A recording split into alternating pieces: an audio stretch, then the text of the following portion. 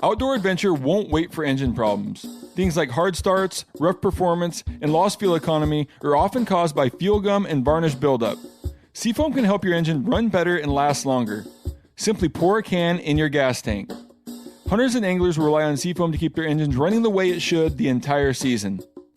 Pick up a can of Seafoam today at your local auto parts store or visit seafoamworks.com to learn more. There's nothing like snook hook sets at dawn or catching a tarpon in the moonlight. Find your next fishing trip made easy on fishingbooker.com and experience the magic of the Sunshine State or any other destination on your fishing bucket list. Book a blue water adventure in search of sailfish or go snapper fishing with the kids. With over 6,000 captains and trips to choose from, planning your next one just got a whole lot easier.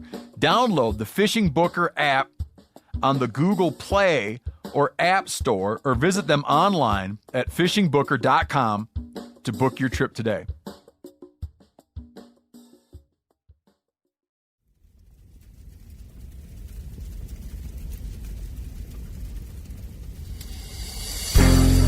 As a guide and hunter, I've spent thousands of days in the field. This show is about translating my hard-won experiences into tips and tactics that'll get you closer to your ultimate goal, success in the field. I'm Remy Warren. This is Cutting the Distance. Happy Thanksgiving, everyone. A little turkey gobble there for you. Thanksgiving. A lot of people call it Turkey Day as well, I think because we eat a lot of turkey that day. And since everyone's so focused on the bird, I figured I might as well do a podcast to set the record straight. This week, I'm going to be talking about how elk hunting is absolutely not like turkey hunting. While there might be similarities in calling, the physical hunting of them is very different. As a guide, I find that most of the hunters who have not hunted elk they're pretty much indoctrinated to think that the two are nearly the same, and those hunters come completely unprepared in my mind. So I'm going to honor the turkey today by saying they're very fun to hunt, but the hunt is different than elk hunting. While all kinds of hunting has crossover tactics, I'm going to break down the things that every new or veteran hunter needs to know about chasing the elusive bull elk.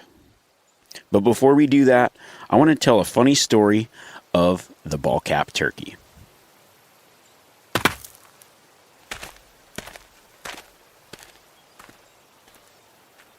When I first started guiding elk hunters, a very popular theme that I didn't really realize was a thing, it's like a lot of guys would show up that had never elk hunted and be like, oh, elk hunting is just like turkey hunting. And I was like, man, where's everyone getting this? But at the time, it seemed like nearly every article was relating turkeys and elk tactics. So it's like if you turkey hunt, these are tactics that you use for elk. And what they neglected to talk about was the major differences as well. So it was like people would show up and in their mind, elk hunting and turkey hunting were nearly identical. Like you do the same thing that you would do turkey hunting to chase elk. And about in the first 15 minutes of elk hunting, people were like, wow, this is completely different. This is nothing like turkey hunting. And the major factor in there is inserting large mountains and large distances to go over. Yes, turkeys call. Yes, elk call. But outside of that, very few similarities. The actual hunt, the actual physicality of chasing elk is so much different that most people by the midday of the first day were like, this is absolutely nothing like turkey hunting. And I think that statement is very true. So on this particular week, I had a guy that was, he was a die-hard turkey hunter, done the turkey slam thing, trying to shoot turkeys all over the place. And this was his first elk hunt. He's just, everything like, we all have those certain things that we love to hunt. We grew up hunting, obsessed about hunting. And I would say this guy was a turkey nut to the fullest.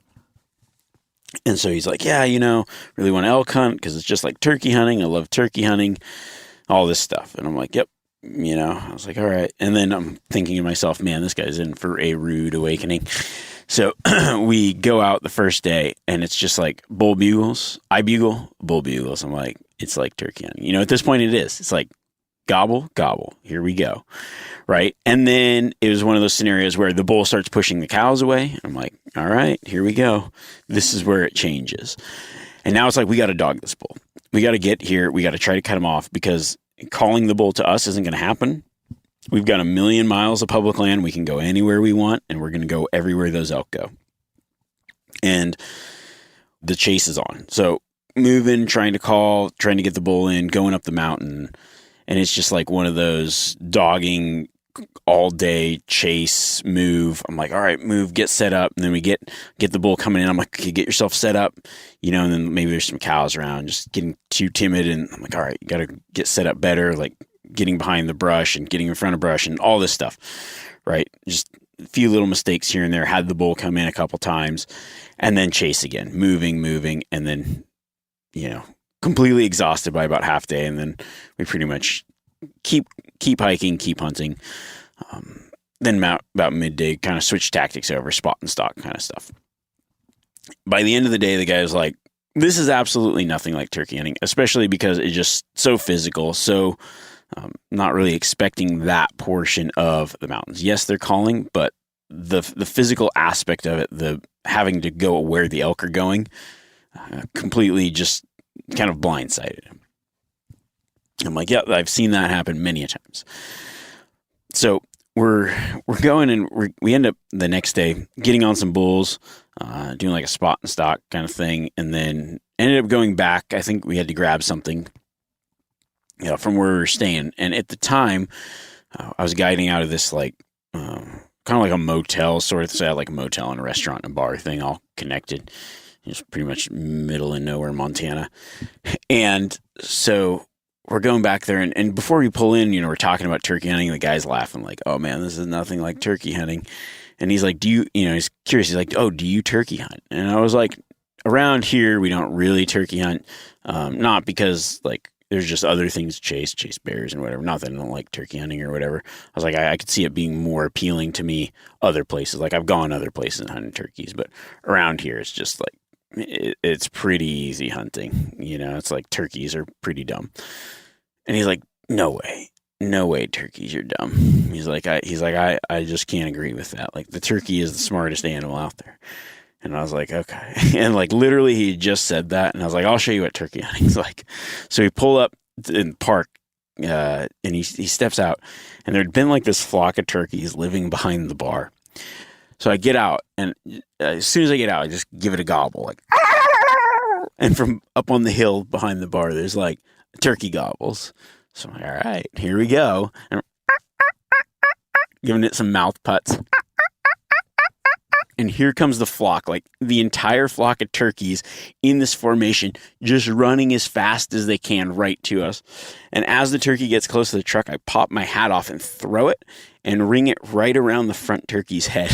And that turkey just goes ballistic. Just like it kind of like the hat got stuck on its head, and it's flopping around and it's flapping its wings and shaking its head and doing the whole dance. And I am just rolling laughing because here we were just talking about how difficult the turkeys are. And I was telling him around here they aren't that hard. And then that you could pretty much kill them with a tack hammer. And then do a perfect ringer first call setup of the day, essentially, right around the turkey's head with the hat. I called it the ball cap turkey.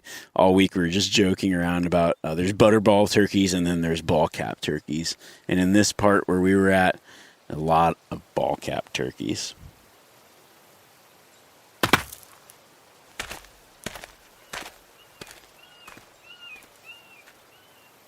Now, I don't want anyone to think that I don't enjoy turkey hunting, but I like to tell those kind of stories. It's fun because I like to think of elk hunting much like elk hunting.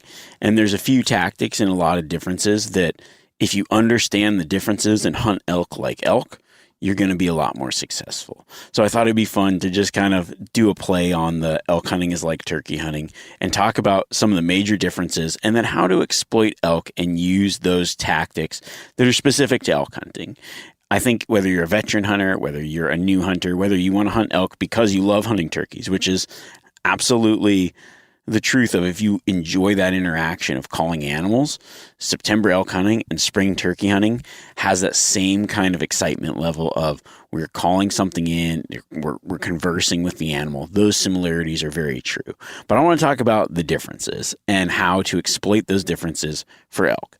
So the first thing that is different between elk and turkeys is elk don't roost in trees. Sometimes they bed, sometimes they feed, but understanding what an elk is doing at night can help you make your play during the daytime. And I think that's a tactic that is often overlooked by elk hunters or hunters in general. What I mean by that is, think about this. Like, what elk generally do in the mornings and evenings is they're in a feed pattern. And that's probably the easiest way to exploit or pinpoint elk during the day, is going from that feed area, because that feeding area is going to be more open. Whether, like, even if you're in thick cover, if you think of hunting elk like mornings and evenings they're feeding, then it can kind of help you narrow down your search. Even if it's in the timber or whatever, it kind of lets you know like what they're doing. But what they're doing, so like let's say you find a group of elk that's feeding out in the evening. Okay, so you're like, okay, there's some elk. Let's say you're in, we'll call it New Mexico, big like flat areas, and it's like thick timber around. And you've got this perfect, beautiful like meadow park. Okay. So, and you see some elk feeding out there, and you're like, sweet. Maybe see it from a distance, whatever. You're like, sweet. What am I going to do next? So I don't have time to make a play tomorrow, or maybe it's the rut, and you're like, okay, am I going to start out hunting from here? What am I going to do? So what's your next play? Well, you're going to have to make a play for the morning, and you need to know how those elk are going to act from where you last saw them the night before. So what I like to do is decide whether the elk are going to be feeding all night, or whether they are essentially going to be in the timber early the next day, or moving. Like maybe they'll be in a different spot. Am I going to be able to expect those elk in the same place, or am I going to probably expect them somewhere different? So knowing what play to make the next day. And here's a few of the factors.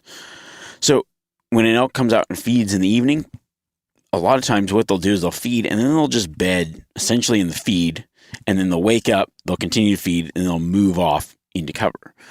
There are times, though, where the elk will feed, and then they'll continue to travel or go to a different spot. Or they'll feed, they'll move into the timber after dark, and then in the mornings, they'll come back out and feed.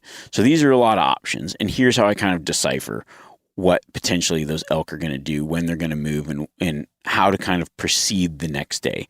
Just playing that chess game of trying to think, okay, a few steps ahead, what are the elk are doing? Because when a turkey goes to bed, it's sitting in the tree, and it's going to be in that tree the next morning.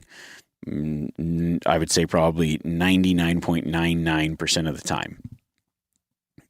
There's always the possibility that a hurricane could blow it out of a tree and go into the next tree down the way. But for the most part, they're going to stay in that roost. Elk don't always stay where you last see them, but it's nice to be able to decide whether they will be there or where they might go. And I think the major factors are light of the moon and weather during the night. So if I see some elk feeding in a certain area and they come out evening time, and then I know that there's going to be no moon and no crazy weather, then generally those elk I found like just through pure observation of being out thousands of days watching elk, most of the time they're going to just bed in that meadow or right on the edge and be there in the morning. Now, if there's a lot of moon and a lot of light, now that means that it's not cloudy. It's not essentially the moon itself, like, oh, the moon's out and it's affecting the way these animals are moving. It's more a factor of the amount of light, the visibility, and how safe they see. Often what happens is they'll be feeding throughout the night because they can see, and then before daylight, they start to move into the cover earlier. Whereas if there wasn't a lot of light, they might feed, bed, wake up, feed, go into cover. So if it's going to be a lot of light, then I expect those elk possibly to be nearby, because I think that they're still going to feed. They're going to use that meadow all night, and then they're going to feed nearby, and they'll be in kind of some cover. So I might adapt my tactic a little bit more. I might go kind of start a little bit earlier in those bedding areas, or those areas that I think that they would move to later in the day if it's bright out at night. Or potentially saying that they might move or travel to another area. So I'm not necessarily expecting to see those elk the next morning. Now, if it's like major wind, major storms, something like that over the course of the night, then I expect the animals to kind of be bedded up, like go into the cover of something where they're out of the wind, something where they aren't going to be as blasted by that weather, and then move out and feed often later. So I know that that'll probably be a good day to also hunt the feed, because they're going to be probably out feeding a little bit later if they've got those storms. Sometimes it might even be waiting until something clears, especially if the temperature is dropping. So those are just factors to think about when you see elk in the evening feeding, and then how to make kind of an assessment guess the next day what they might be doing. We've all seen plenty of gadgets and fads come and go, but here's one product that stood the test of time: Seafoam Motor Treatment. Lots of hunters and anglers know that Seafoam helps engines run better and last longer. It's really simple. When you pour it in your gas tank, Seafoam cleans harmful fuel deposits that cause engine problems. I'm talking common stuff like hard starts, rough engine performance, or lost fuel economy. Seafoam is an easy way to prevent or overcome these problems. Just pour a can in your gas tank and let it clean your fuel system. You probably know someone who has used a can of Seafoam to get their truck or boat going again. People everywhere rely on Seafoam to keep their trucks, boats, and small engines running the way that they should the entire season. Help your engine run better and last longer. Pick up a can of Seafoam today at your local auto parts store or visit seafoamworks.com to learn more. There's nothing like snook hook sets at dawn or catching a tarpon in the moonlight. Find your next fishing trip made easy on fishingbooker.com and experience the magic of the Sunshine State or any other destination on your fishing bucket list. Book a blue water adventure in search of sailfish or go snapper fishing with the kids. With over 6,000 captains and trips to choose from, planning your next one just got a whole lot easier. Download the Fishing Booker app on the Google Play or App Store, or visit them online at fishingbooker.com to book your trip today. You ever get that feeling you're stuck inside staring at screens and a primal urge kicks in? You crave wide open spaces, fresh air, the chance to connect with the land. Well, maybe it's time to find your own piece of the wild, but searching for property can be a maze. That's where Land.com comes in. They got millions of listings across the country, from mountain ranches to hidden fishing holes. Their search tools are like a seasoned guide helping you narrow down what you want. Land.com isn't just about buying and selling. It's about finding a place to hunt, fish, explore, or simply sit by a campfire and listen to the crickets. So head over to Land.com today to turn one day into today, because trust me, there's nothing quite like the feeling of standing on your own piece of earth. Second major factor in understanding elk and elk hunting, especially when it comes to calling elk. And I don't think it can be stressed enough, but the setups are not often very close. When it comes to elk hunting, you just have to have in your mind that you're probably going to have to walk a lot. Even if, there has been so many hunts where let's say I've got a bull that bugled from the road or the truck. Most of the time, in order to call in an elk, you have to, in some form, chase them down. They cover a lot of ground. There's a lot of ground to be had. And because of that, there's a lot of footwork in between. When you think about elk hunting, you need to think about elk hunting in the frame of reference. Like if you change your mindset from thinking about it's they're calling and the calling makes it easier. You need to think about the calling makes them maybe easier to find and susceptible to getting close, but you're going to have to cover a considerable amount of ground. When we are doing when I'm archery hunting, whether it's myself guiding clients, the days are longer, one, and this lends to it, but also the animals are moving more. We cover a lot more ground during the archery season than we do the rifle season. The elk aren't moving as much during rifle season. You might have to go further and get further away from roads and other things. But over the course of that amount of daylight, during archery season, when elk are making noise, you're chasing them a lot further. And I think that you really need to be prepared for the factor of elk is a physical deal. If you think of elk hunting more like a sheep hunt, where it's like, hey, when a guy goes on a sheep hunt, he's like, I got to get in sheep shape. I got to get prepared. I got to prepare physically and mentally. They're getting prepared. Now I know that in recent years has been more of a topic. Like people are understanding that elk hunting is a very physical endeavor. But even when like you get what I would consider an easy elk, most of the time you have to put in some serious footwork. And preparing for that footwork is probably one of the leading factors in success. I always say, like, if somebody can keep up, if you can hike, if you can hunt hard, you just guaranteed your success in many ways, because the ability to go day in, day out is what leads to a lot of elk being taken. Especially if you're new at it. You can kind of compensate for lack of knowledge by just lack of grit and determination, by being able to, when you find the elk, keep up, keep going, and keep after it.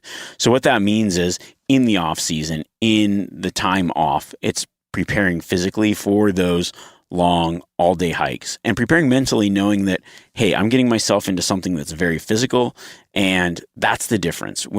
Every time I've been turkey hunting, well, I take that back. I've done some mountain turkey hunts. I'm like, okay, I had to put in quite a few miles.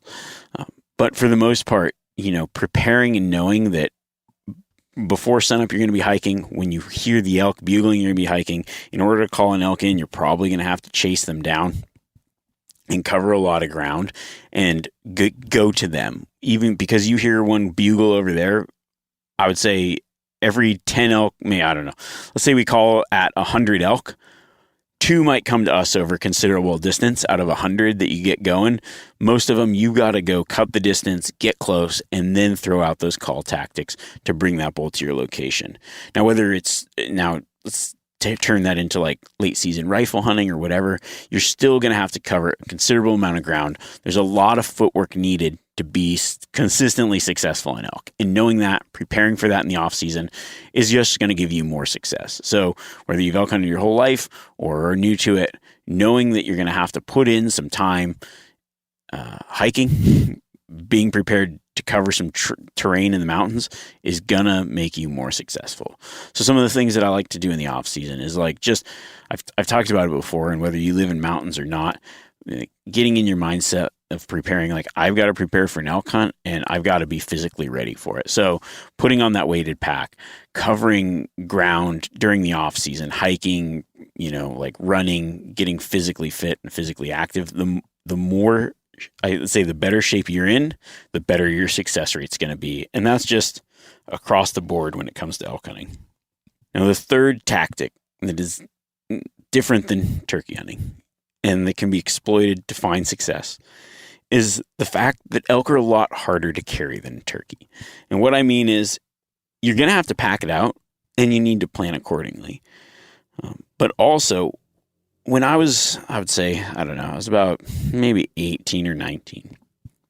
Like growing up, kind of like this philosophy, like you would see elk, or like, hunting with my dad when I was a kid, or like with my grandpa when I was a kid, or like just, going out with random people elk hunting, and they'd be like, oh yeah, like there's probably elk there, but man, you'd have to carry it out of there. That's a long, you know what I mean? Just like worried about the pack out portion. And a lot of people are like, obviously there's exceptions. Like some stuff is just really difficult. You don't want to get yourself into that scenario maybe. But one thing that I started doing was like, I'm going to think about the places that are just horrible to carry an elk out. And those are going to be the places that I go hunt. And I started finding like a lot easier success. I'd be like, wow, I went in there, I killed an elk on day 1, day 2, and I spent the next 3 days packing it out. But hey, it was either that or I was going to spend the week potentially chasing elk and not getting anything, and putting in the same amount of hard work as just going into the place that a lot of people shunned because it would be difficult to get the elk out, and then just taking my time, packing it out, obviously making sure the conditions are right where I could hang the meat and get it out all okay. But flipping my mindset of being like, they are harder to carry. They are hard to carry. They can be difficult to pack out. And then pinpointing those places of like, man, I don't really want to pack an elk out of here.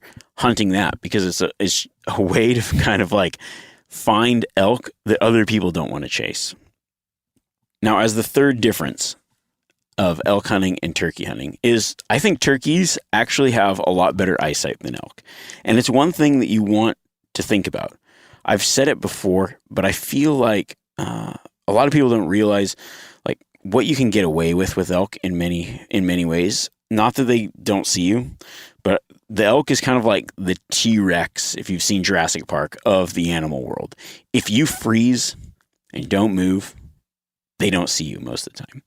As long as their eyes are obstructed, like if you're in timber and there's a herd of elk, you can move and get away with a lot because they're used to movement and other things, especially if you're mixing in calling and other stuff. Now, you can't do something blatantly stupid.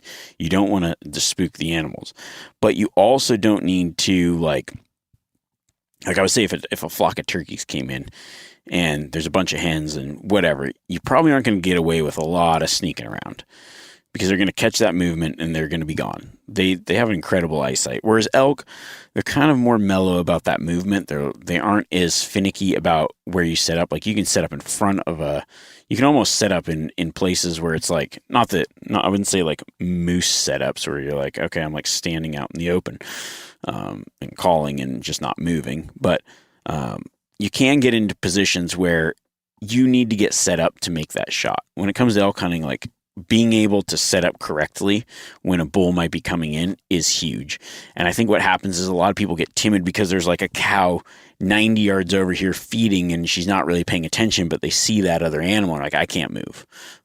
They freeze and like, instead of getting in a good position, are worried about spooking that cow that might catch a little bit of movement in the timber. And the odds are, if you watch the eyes of the elk, if you put their eyes behind something, you've got enough cover and you can move, kind of like do that undetected movement. If you can't see their eye, they can't see you, and kind of edging on the level of dangerous just to get into a good position, go for it. If I know like, hey, I could potentially like, maybe, like spook a cow or something, but I need to get into this better position, I opt for going for that better position because I found that a lot of success, especially when it comes to calling elk or whatever, is just being in the right position. And sometimes you have to move around and get into that position. And you can do that by observing the eyes of the animals, and then you can get away with a little bit more, knowing that their eyesight is good, but it's probably not their best defense. Now, if you're out in the wide open and you're just doing something stupid, yeah, they're going to see you and run away. That is a very likely scenario, but for the most part, I try to kind of like hedge my bets. I say, what's better, to blow them out or to not be in position? Sometimes you might say, oh, I don't want to blow them out. But I try to find those scenarios where it's like, I'm not going to blow them out. I'm going to be able to move and get into the right spot. But also when that bull comes in, I'm going to be in the good spot to make that shot. And I found a lot of success doing that. Well, I hope everybody enjoyed that podcast. I just want to say happy Thanksgiving again. Hopefully you're enjoying your family today. Maybe you're going out hunting. I know for my family, it's a big tradition to go hunting. And another big tradition is cooking wild game during Thanksgiving. So as a extra little bonus, I uploaded a video. One of my favorite ways to prepare venison. It could be whitetail, could be elk, could be axis deer. It doesn't matter what you've got. It could be wild pig. One of my favorite ways to prepare it, especially around the holidays, Thanksgiving and Christmas, it's kind of like the stuffed loin. So on my Remy Warren YouTube channel, I got a new video up there, my stuffed loin recipe. It's definitely a crowd pleaser, one that everybody really enjoys. So if you get some time, want to check that out, or want to find a cool way to make some venison this Thanksgiving, add it in, spice it up a little bit, definitely go check that out. I appreciate you all listening. Next week, we're going to be doing one of my favorite kind of episodes, which is the Q&A. So make sure to get your questions in. Because I've been in and out of service a lot lately, the hunting season's still kind of rolling around, still guiding. I'm like, I find that the messages kind of been getting buried the way that I've been doing it. I used to just say, send me a message on Instagram. Then when I see one pop up, I screenshot it, but I have trouble refinding them again. So we're going to do it a little bit different this week. I'm going to put a post up today on just like ask your question. Then you can ask your question in that post, so I can just find it there on Instagram still. I know it's not the most perfect way to do it, but I'll do it that way. And then, if you don't feel like asking a question, but there's a question on there that you see that you want, like it, because then I can rank it like top comments, and then I can do those ones, and then maybe I'll scroll through and find some that I just find enjoyable as well, or really want to answer. And also feel free to ask, like, it doesn't have to be a lengthy question. It could just be a short question of like a quick answer. If you got any, like, maybe we can get some quick hitters in there as well. A few just rapid fire question type things. And also, I would say if you are leaving a question on there, because it is kind of, anybody can see those, leave out your units or whatever. I never want to put somebody's spot on blast. I know some people don't really think of it like that, but there is enough people that read it, maybe say, oh, I was hunting in this unit in New Mexico, saw a lot of good bulls. I was like, I always leave that out of the direct message questions. So just leave it out, and then we don't have to worry about putting somebody's spot on blast, whether it's somewhere you hunt a lot or somewhere you hunted for the first time. Just ask the question regardless of the unit, because it's a little bit, the tactic will be the same. I don't need to know exactly where you're at. And I think that would be good. I appreciate you all for listening, checking in, tuning in, sending the questions. Looking forward to it. This will be definitely the last Q&A of the year, maybe the last Q&A. So we need to make sure that if you've got any burning questions, get them in on this one. I appreciate everyone. Happy Thanksgiving. And I'm just going to end it with...